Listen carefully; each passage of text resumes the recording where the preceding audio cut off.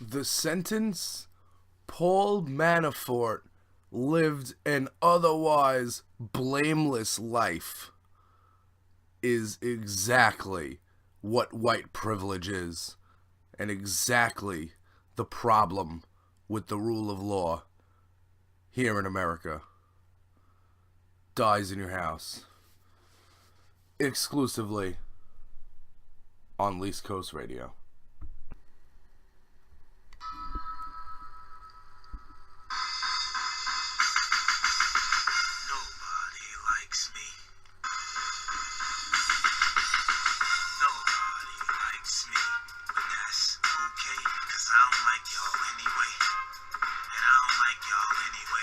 A 1,000-mile journey begins with one step.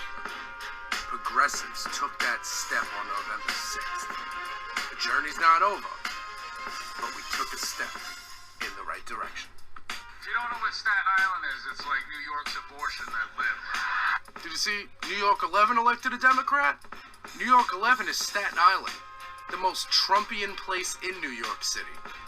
Elected a Democrat. Don't try to tell me it wasn't a wave. Robert Mueller isn't the only person investigating Trump now. We have the House Intel Committee is now chaired by Adam Schiff, and they have subpoena power. And he will use it. And he will get to the bottom of this, like he's been trying to do for the last 2 years, and Devin Nunes has been stymieing him. Devin Nunes is no longer the chairman. The midnight runs to the White House are over. I made a promise to the listeners of East Coast Radio that if the Democrats did not mess up November, that if November 6th went our way, that we would have a little fun here on East Coast Radio. And if you stay tuned, I promise you this. Along with our fighting fascism and trying to save democracy, we will have a little fun. Because we earned it. Keep it locked to East Coast Radio. Remember, we got Dyze in your house at the end of the week. We got the J Parks podcast at the beginning of the week. Every week, East Coast Radio for the least heard voices. Get us on Patreon, patreon.com/JParks, and follow us on Twitter at East Coast Radio. Let's punch fascism in the face, one podcast at a time. If you don't know what Staten Island is, it's like New York's abortion that lived. Representing Staten Island. Staten Island was no joke.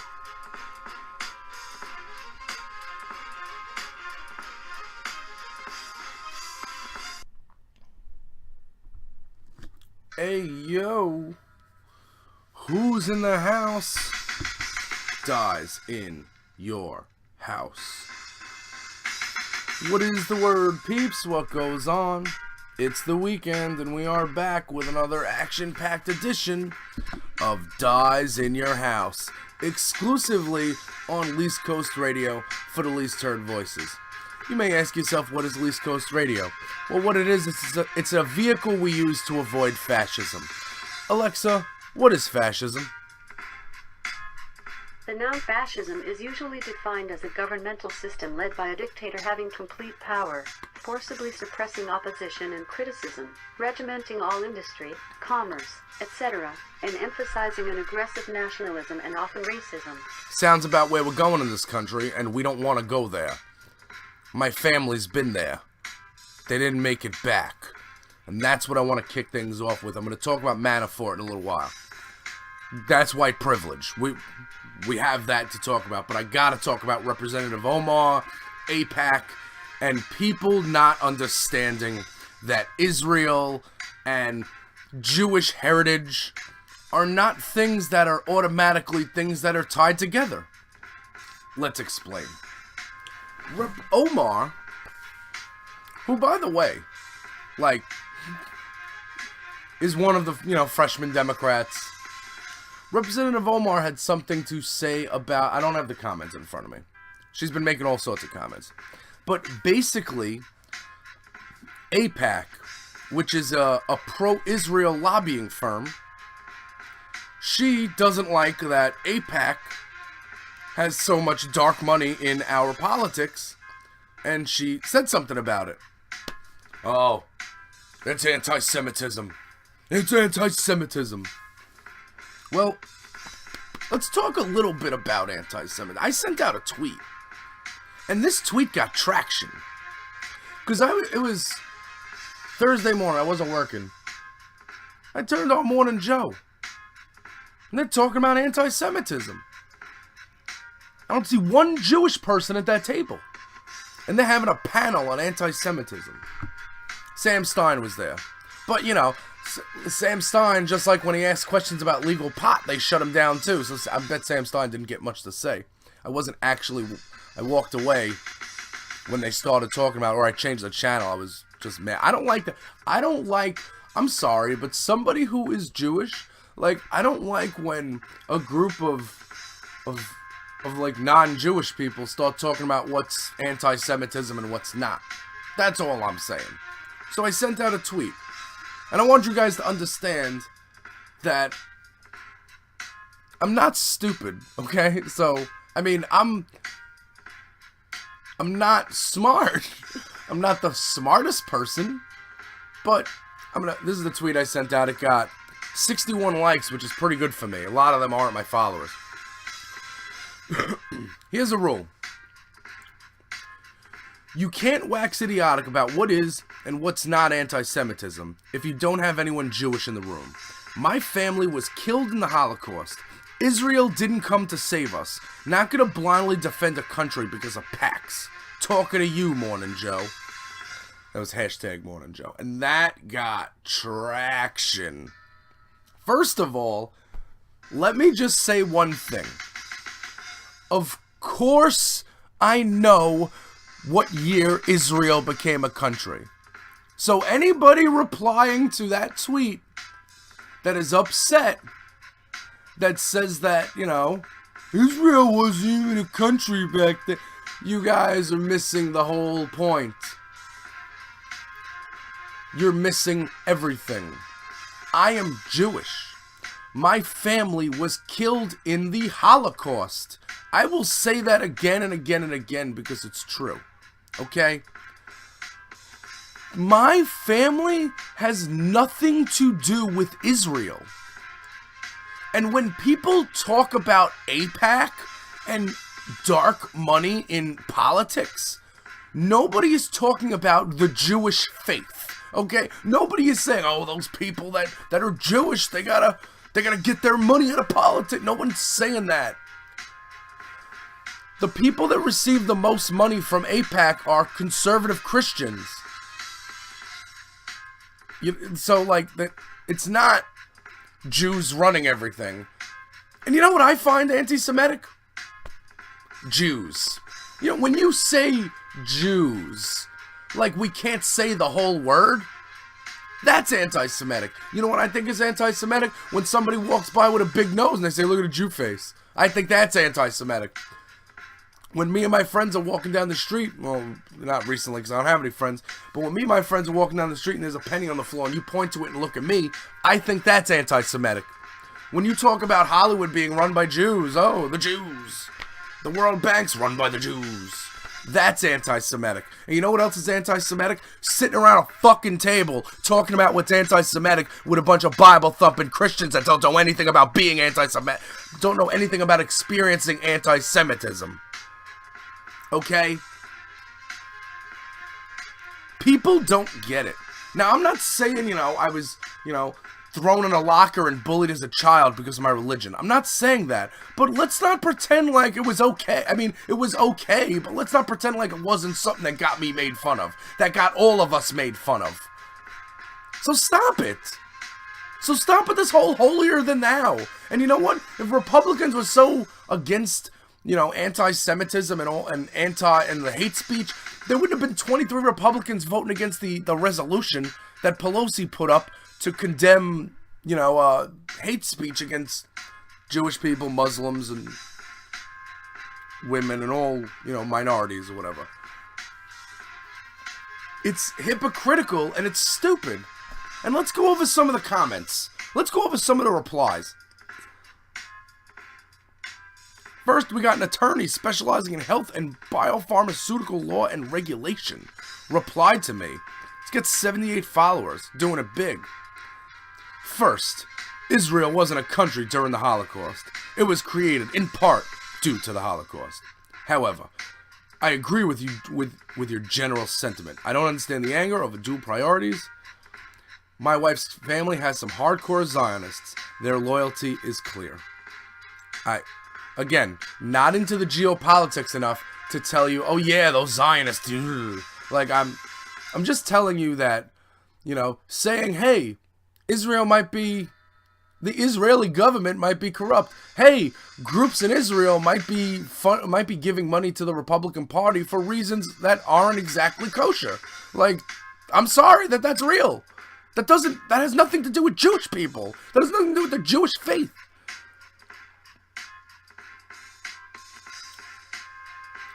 Somebody replied, you know who else didn't save the Jews? The United States of America. Facts! That's accurate! You watch a World War II documentary now. Like, watch that Oliver Stone. I know he's a commie apologist, but like, just watch that Untold History of the United States.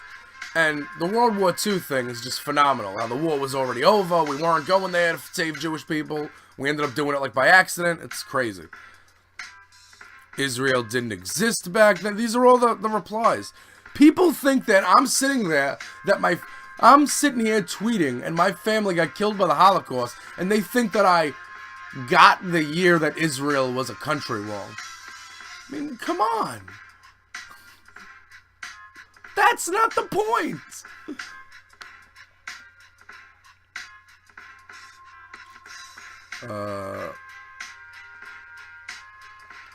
So that this person, Israel wasn't a country during the Holocaust. It was created after the Holocaust. Somehow I don't trust the facts from anybody Jewish with the name Porks. Yes, you, J. Porks. By your logic, I can't discuss the N-word being offensive without a black person present. Huh? So I replied to that person, and let's see how many. Good time, number 4, all 696. They're proud deplorable. So please, go tell them I said hi, and give them a couple of fingers for me. But, Mark Sampson, this person, and you'll just get doxxed, I don't care. I don't care. So, let's go over that tweet for a second. My name, J. Porks. Obviously, the podcast now, the J. Porks podcast is on hiatus, as you know. This is Dyze in Your House. That's a lot closer to my real last name. Porks is a name I was given by my friends because up until about 2013, I was over 250 pounds. And I was chunkier. And they wanted to call me Chuleta, which means pork chop in Spanish. But my friend, I think her name was Yasmin, had a cousin named Chuleta. So I couldn't be Chuleta, so I was Porky. And Porky turned into Porks. So I am J. Porks because that's what my friends call me in a funny, cute way.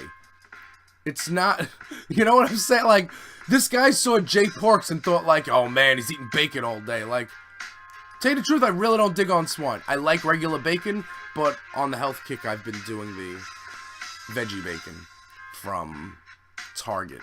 I know. But it's good. It's crunchy. Also, the key line here is this guy's laugh. By your logic, I can't discuss the N-word of being offensive without a black person present.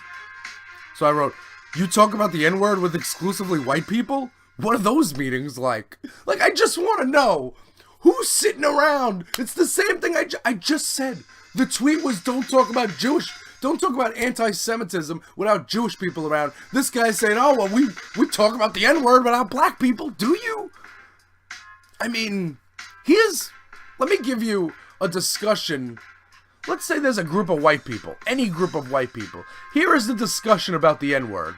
Hey, N-word, we can't say it. End of story.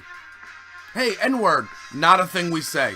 Here's our N-word discussion for the day. We will never discuss this again because we are not black. Here's our anti-Semitism discussion for the day.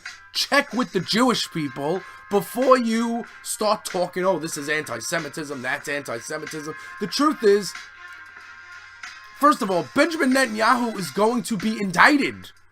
Okay?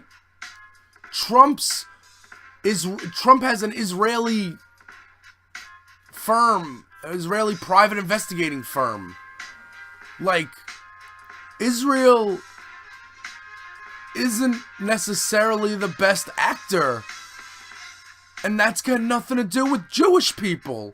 You know, that's not a Jewish, Christian, Catholic thing. It's not.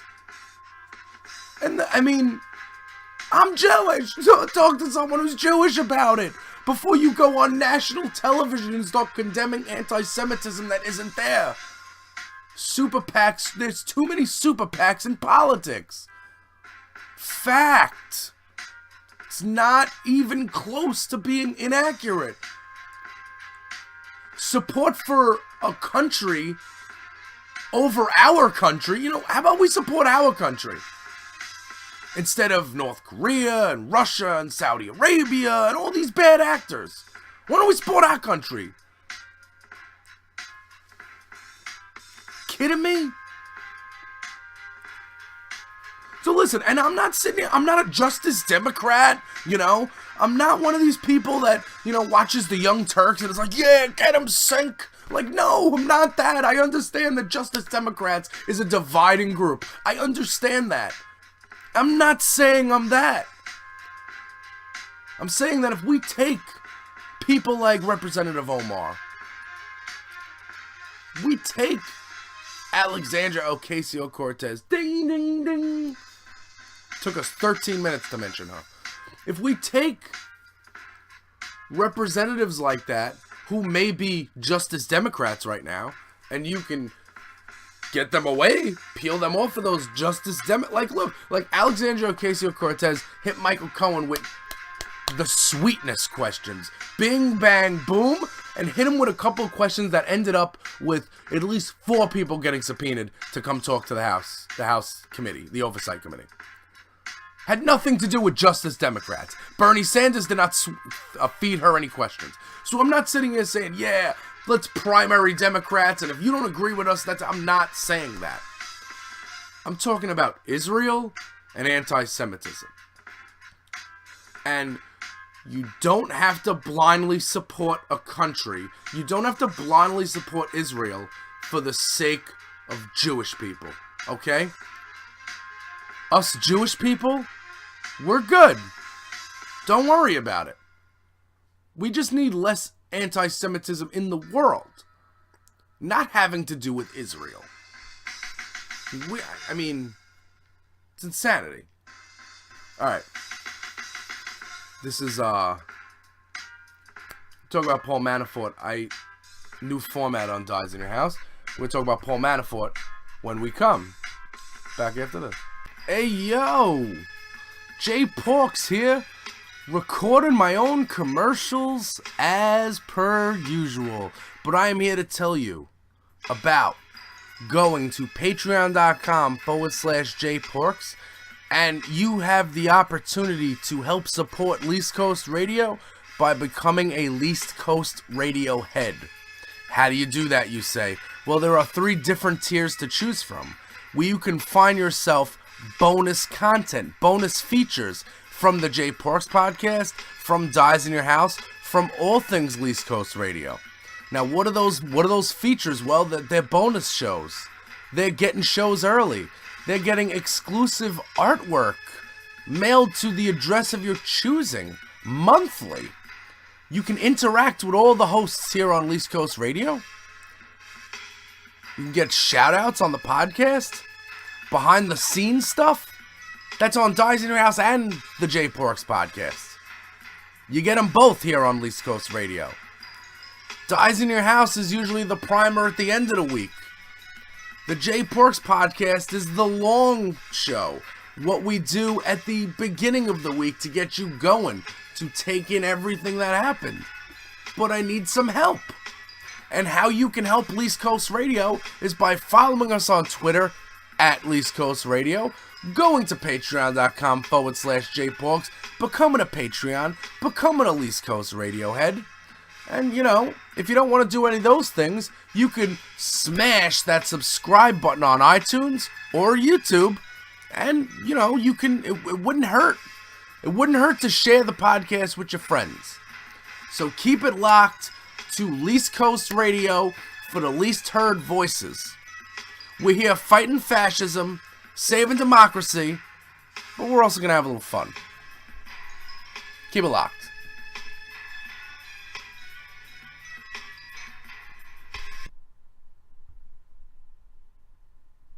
And we are back.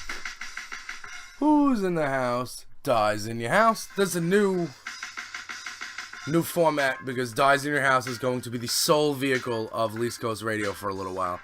In case you missed it last week, the J Parks podcast is currently on hiatus indefinitely because we need to focus on because we've been doing Dyze in your house on Friday to end the week, and we were doing the J Parks podcast, getting it to you Sunday night to begin the week almost, but really it was not enough space between podcasts for things to happen. So what we do is now on the weekend you will get a little bit of an extended version of Dyze in your house. Again, we're trying to stay under an hour because if I learned anything from listening to the Rachel Maddow podcast, Bagman, it's short, concise podcasts are ways to get people to listen. So we stand with Ilhan Omar, Representative Omar. We stand with her comments on Israel. Now, if she secretly inside hates Jewish people, then no, we don't stand. You know what I'm saying? But in terms of Israel and dark money from Israel going into American politics, importantly the Republican Party, yeah, some things need to be, you know, we need to adjust the way we look at that. But let's right now talk about a nutbag. If you want to talk about somebody really nuts, we'll talk about Judge T.S. Ellis. Now, I don't know what month it was, but if you scroll back in the Least Coast Radio archives, you will see an episode of the J Porks podcast that is titled, "Is Judge Ellis aiming for a mistrial?" or something like that. And the whole episode, I went over, because this judge, there was a lot of weird stuff with the judge. The judge acted like Paul Manafort was like some choir boy. The judge from the beginning of this case wasn't letting the special counsel's office. There was some evidence that they weren't allowed to bring. There was, you know, some line of questioning. They weren't allowed to call, like, Manafort and his buddies. They weren't allowed to use the term oligarchs in the court, which is what they are. So in his closing, Manafort expresses no regrets for what he did. No regrets. And all the legal analysts are tweeting, they're like, there's no way this guy's not aiming for a pardon. Because he didn't regret it, he didn't apologize. And then the judge came back, Judge Ellis, and was like, I'm surprised you didn't express any remorse. Shocking. The sentencing guidelines were 19 to 24 years in prison for all sorts of tax fraud, tax evasion, bank fraud, defrauding the United States. And the judge says that besides this case, Paul Manafort has led an otherwise blameless life. Otherwise blameless life. Let's one more time for the people that didn't hear it in the back. Otherwise blameless life. Paul Manafort represented dictators, okay? Paul Manafort, along with Roger Stone, had a lobbying firm that protected and represented dictators. Murderous dictators who wanted to murder, and they wanted them to not face, scrutiny for that. That's who Paul Manafort is. Paul Manafort's a thug. Paul Manafort, like, are we talking about the same Paul Manafort? Otherwise, blameless life. The judge feels bad? The 9 months he's been in, or the year he's been in custody is time served? This guy got 4 years in prison. 4! Who needs the pardon? He's a thug. And this is the problem, and this is white privilege right at its onset. Okay?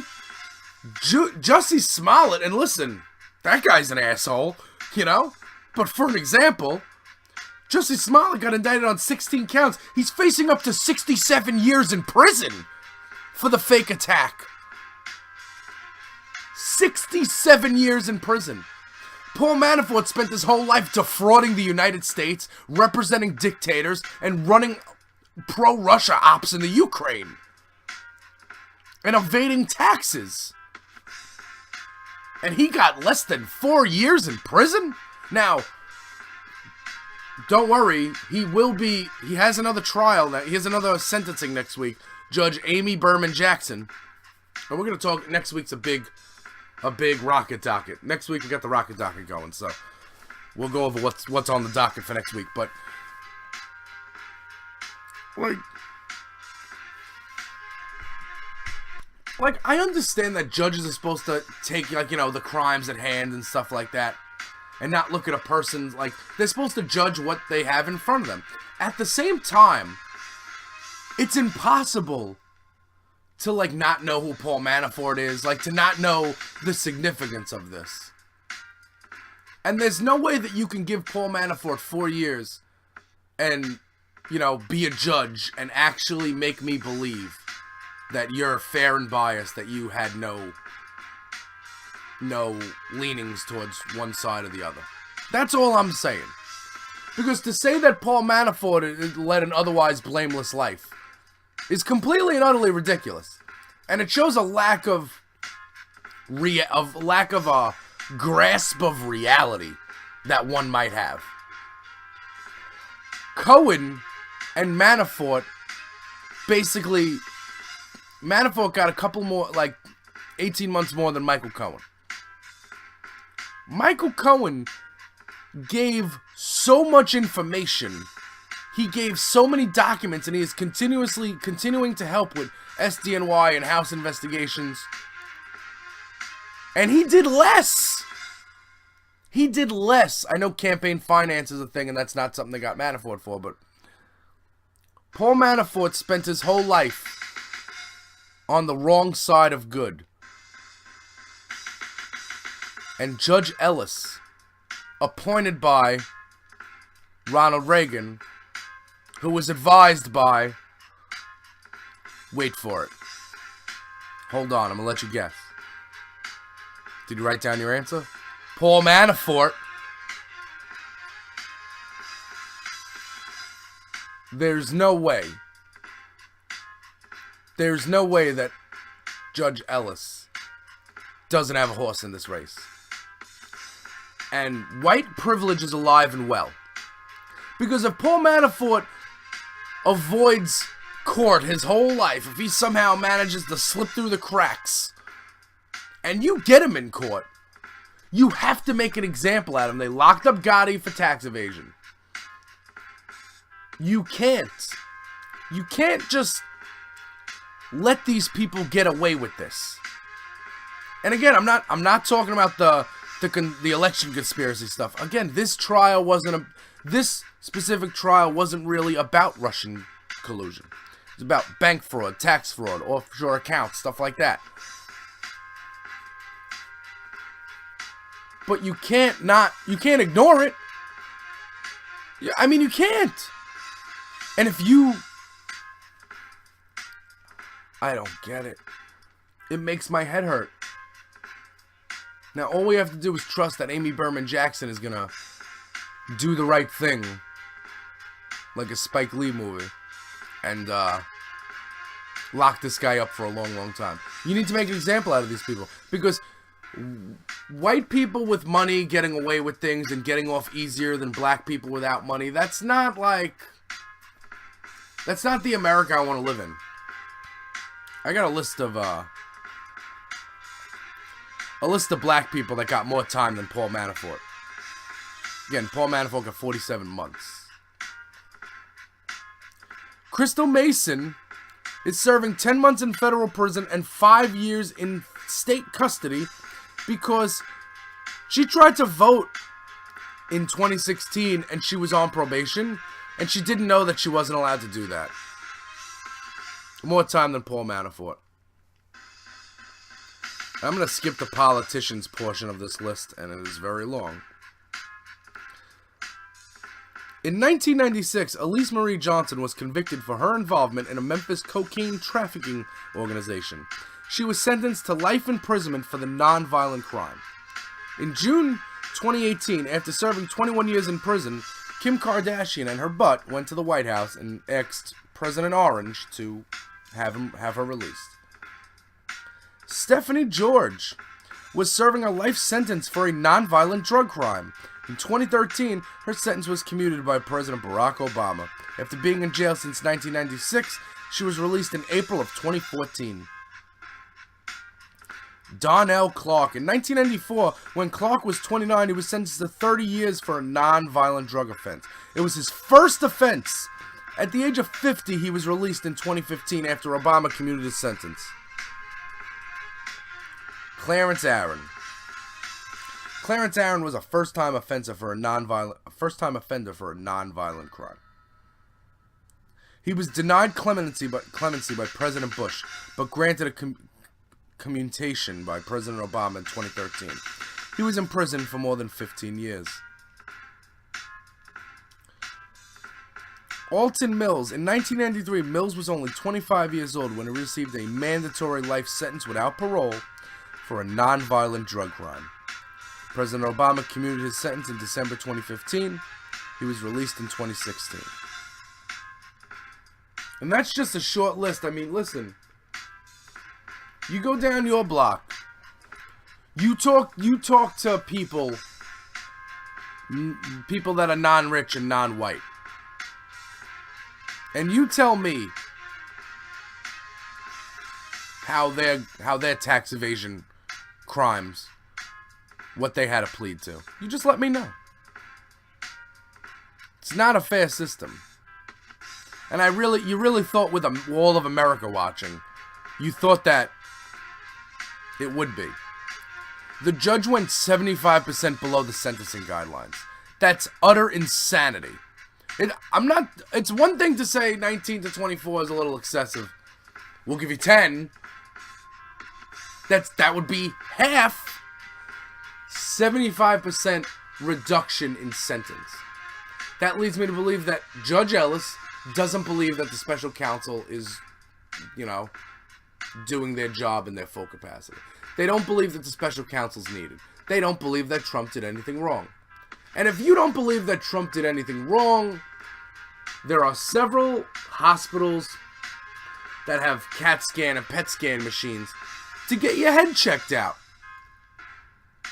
This guy was signing Bibles in Alabama. Signing Bibles. Now, again, I'm Jewish. I don't know the first thing about blasphemy. But I do know that you usually only sign the book that you wrote. Paul Manafort. 4 years in prison. He's not even going to need a pardon. Doesn't that make you sick? That's white privilege. It's okay if you have a lot of money. It's okay if you have connections. It's okay if you worked for Reagan because, Judge Ellis was an operative for Reagan. And Gerald Ford, to show you where his head's at.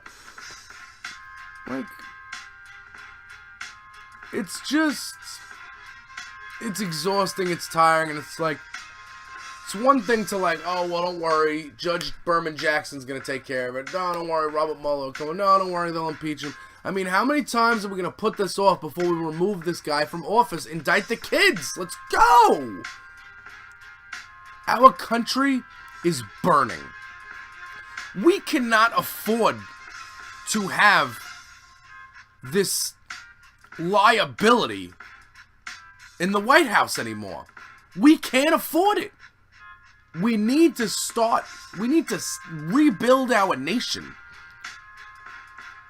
Because if democracy does one thing, it's that this machine kills fascists.